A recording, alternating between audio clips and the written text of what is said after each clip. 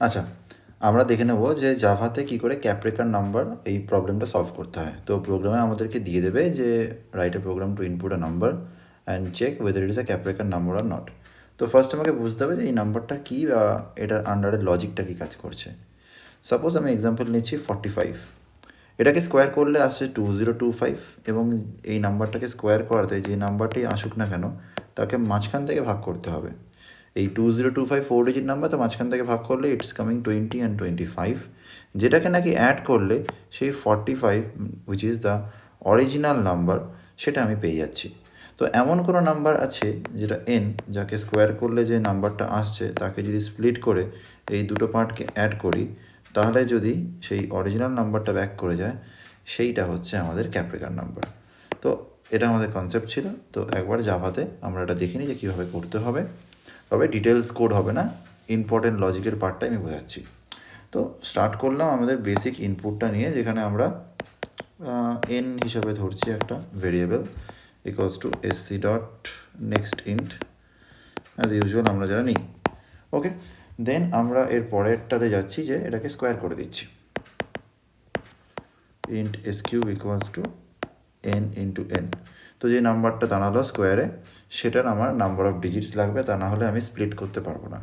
তো শর্টকাট টেকনিকে আমরা একটা কাজ করতে পারি, এটাকে স্ট্রিংয়ে কনভার্ট করে লেন্থ ফাংশন অ্যাপ্লাই করতে পারি, না হলে এই স্কোয়ারটাকে ভাইল লুপ অ্যাপ্লাই করে আমরা ডিজিটস কাউন্ট করতে পারি। তো আমি যদি ফর এক্সাম্পল সাপোজিটলি আমি ধরি যে আমাদের স্ট্রিংয়ের ফাংশনস জানা নেই বা ডিরেক্টলি স্ট্রিংয়ে এখন আমরা integer dot two string use করবো না, ভাইল লুপ দিয়েই করছি। তো কী করতে হবে, একটা কাউন্টার ভেরিয়েবল লাগবে int C equals to 0, while S Q greater than 0 counter plus plus, আর S Q divide equals to 10, নাম্বারটা এক ঘর করে ডিভাইড করছি এবং কাউন্টিংটা করছি। এস কিউটা এই মুহূর্তে পুরো 0 হয়ে গেছে। তো আবার আমি S Q equals to N into N করে দিচ্ছি, কোনো অসুবিধা নেই, কারণ আমার ডিজিটটা কাউন্ট থাকলে কি হবে আমি সেই অ্যাকর্ডিং ওটাকে কাটিং করতে পারবো। মানে এইখানে 2025-এর ডিজিট কাউন্ট তো 4, তাহলে আমি 4-এর হাফ 2 দিয়ে আমি 100 তৈরি করব, মানে 10 স্কোয়ার তৈরি করব। Basically 10 to the power 10 to the power আমি c/2 করব, তাহলে আমার সুবিধা হবে। ঠিক আছে, তো 10 টু দি পাওয়ার c/2 করলে আমি 10-এর সেই ভ্যালুটা পাবো, যেটা দিয়ে আমি মডিউলাস করলে প্রথম পার্টটা পাবো আর ডিভাইড করলে মডিউলাস করলে ডান দিকের পার্টটা পাবো আর ডিভাইড করলে বাঁ দিকের পার্টটা পাবো। তো ঠিক আছে, সেই হিসেবেই করা হোক। এস কিউটা এখন রেডি আছে, আবার নেক্সট ওটাকে ডিভাইড করার জন্য। তো একটা কাজ করি, ইন্ট এক্স করে দিচ্ছি, ইন্ট ওয়াই করে দিচ্ছি। লাস্ট পার্টটা স্টোর হবে এক্সের মধ্যে, তো সেটা হবে এস কিউ মডিউলাস ইন্ট দিয়ে ম্যাথ ডট পাও 10, c/2, আর আবার এস কিউ ডিভাইড সাইন দিয়ে ম্যাথ ডট পাও 10, c/2।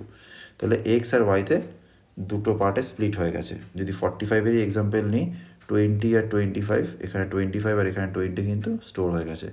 এরপরে জাস্ট এটাই চেক করার যে এই দুটো পার্ট যেটা এক্স আর ওয়াইতে তৈরি করলাম সেটা যদি equal to that original number N হয়, then I should say it's a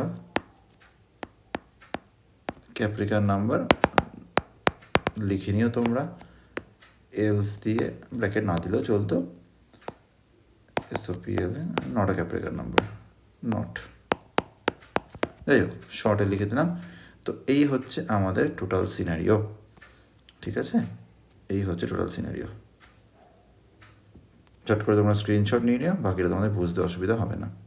okay, thank you.